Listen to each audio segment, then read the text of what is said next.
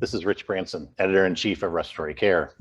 Today, we're going to discuss a paper that we published recently called Pulse Oximeter Performance, Racial Inequity, and the Work Ahead. The authors are Olubunmi Okunlola and Dr. Michael Lipnick. Bumi is at Brooklyn NYU Medical Center as a clinical instructor, and she was formerly the Global Health Equity Fellow at UCSF. Mike's Associate Professor of Anesthesia and Critical Care and co-director of the Center for Health Equity in Surgery and Anesthesia, and is also a co-investigator in the hypoxia lab. Bumi, thank you for sending the paper to Respiratory Care to start with. This has been an issue that has gotten a lot of press with the paper in New England Journal. Can you kind of give us an idea of how important is this to the respiratory therapists and the physicians and nurses practicing at the bedside, and what should they do, if anything? Yeah, so thank you for having us.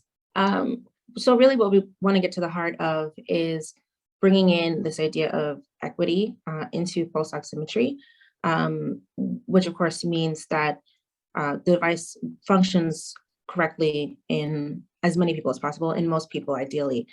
So what we're trying to address here is how big is the role of skin pigment in pulse oximetry accuracy. We know, and we've known for quite some time now, that it does play a role, but what we have neglected sort of as a group to do is further characterize how deep that role goes and whether other factors contribute to issues with pulse oximetry in patients who have darkly pigmented skin.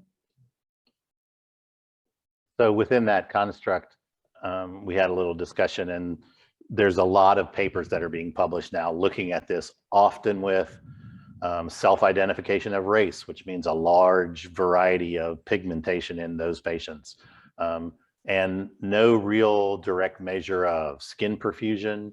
Ideally, patients have their nail polish removed and things like that. What do you think about those other factors? What are the other factors aside or that can make the skin pigment problem even worse?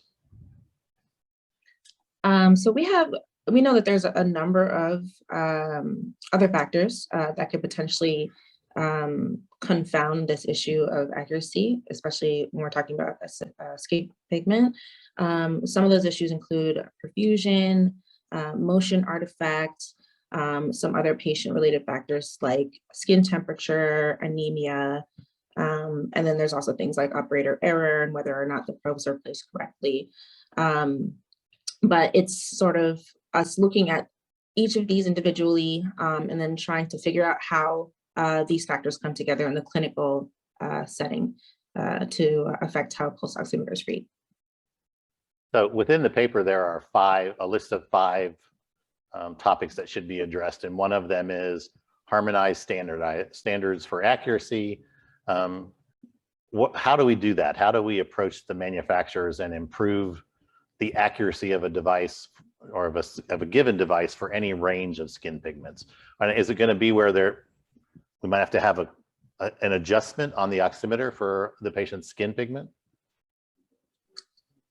So I think this is something that we're going to have to see. I think the first thing we need to do is have a solid definition for what qualifies as darkly pigmented skin. A lot of the studies that we have currently use subjective measurements like the Fitzpatrick scale, which is subject to, I wouldn't say user error, but different interpretations by different people. So ideally, if we could work towards a more objective way of measuring skin pigment, such as using a colorimeter, hexometer, sorry if I said that incorrectly, that would be ideal. And then also with these larger bodies like the FDA and standardizing bodies, sort of agreeing on what is an acceptable method for having dark skin patients participate in these studies. Mike, I know in the past you've published studies about pulse oximeters that are, the ones you can buy from Amazon for $39. And of course, those get used in a lot of places around the world, low and middle income countries. What's the impact there with these devices? And again, as the paper suggests, what's the way forward in relationship to testing and the use of those devices in low and middle income countries? Yeah, thanks, Rich, for the question and for having us. I think it adds a second layer of inequity here that we're seeing, which is that a lot of vulnerable communities around the world, whether it's rural US, low and middle income country populations, they don't have access to the highest quality pulse oximeters always. And so this is an issue that affects all oximeters, regardless of their quality, but certainly probably has a disproportionate impact in certain communities, unfortunately.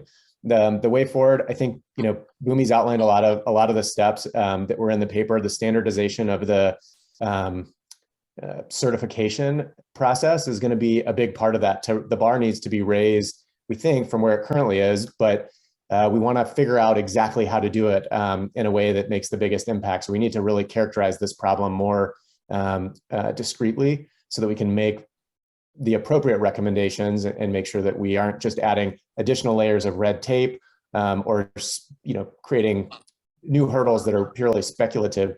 We can do this in a way that is based on evidence and accounts for these other factors that you've already discussed, like perfusion, motion, et cetera. A good example of this would be, some devices may not function well and are known to not function well in some cases in low perfusion scenarios, perhaps low perfusion and dark skin pigment, yet there is no regulation that says if that is the case and the device knows it is not able to produce an accurate reading, the device just simply says so. Devices are programmed to report out their best guess. And so that may be sort of some low-hanging fruit here while we're trying to figure out and describe the problem, is simply to ask manufacturers to not allow devices to report readings that the devices can figure out are probably not accurate. Thanks.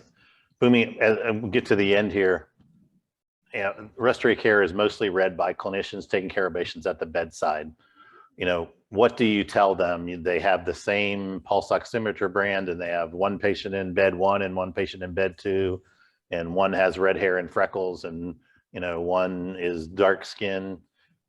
How do they approach that and address the accuracy? Is it a requirement for checking the relationship of a measured blood SaO2 to SpO2 at the beginning to establish some kind of relationship? Or again, I'm trying to come up with a good question to get you to give our readers advice about how they ought to make this information useful at the bedside.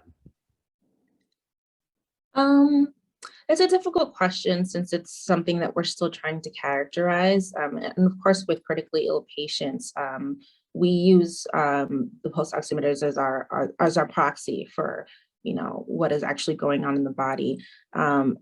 As we know, nothing is going to be as accurate as getting the actual blood gas reading and going based on those results. But we also have this information pointing towards this positive bias with the pulse oximeters. So it's sort of right now, while we're working on characterizing what the issues are and how substantial they are to the accuracy of these devices, just knowing in the back of our minds that this exists as a possibility, and just being a little bit careful when we do use these devices, and knowing that not everything works 100% the way that we intend them to work.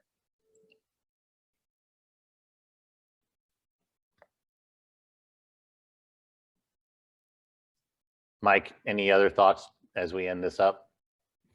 No, I agree with what Bumi said. I think clinicians, providers at the bedside should just be aware that this is an issue that we're, as a community, need to figure out and are working to figure out. And so just, to be aware, this isn't the case that we should no longer rely on pulse oximetry. It's an essential tool. It's undoubtedly saved millions of lives. It's changed and improved safety in positive ways. And I think it's about making it better. And so better and better for everyone. So be aware of the problem. Don't forget to rely on all the clinical tools and clues that are in front of you.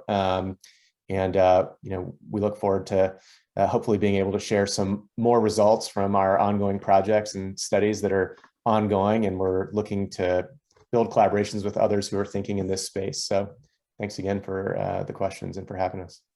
All right, thank you. Appreciate both of you being willing to join us.